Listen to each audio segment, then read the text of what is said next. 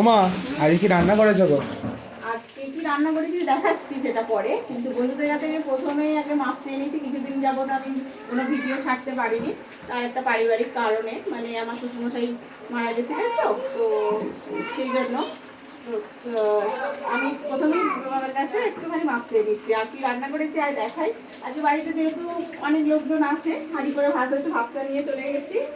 আর এখানে আমি এখন মাছ ভাজা করছি, এই যে মাছ ভাজা হচ্ছে। হ্যাঁ, এখনো মাছ ভাজতে বাকি আছে। এখানে আছে মাছের ডিম আছে।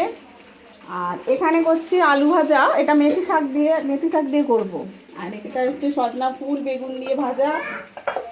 আর এখানে হচ্ছে এটা খেসার শাকও একটু ভাজা করেছি। হবে ফুলকপি দিয়ে, মাছ দিয়ে ঝোল হবে, মাছের ঝাল হবে, ডাল আছে একটু, আর চাটনি আছে, ওইটা একটু ডিম আছে, মাছের তেল আছে, এটা এই সব ভাজা ভুজি অনেক কিছু রান্না হচ্ছে এখন। আপাতত এগুলো চলছে রান্না। চলো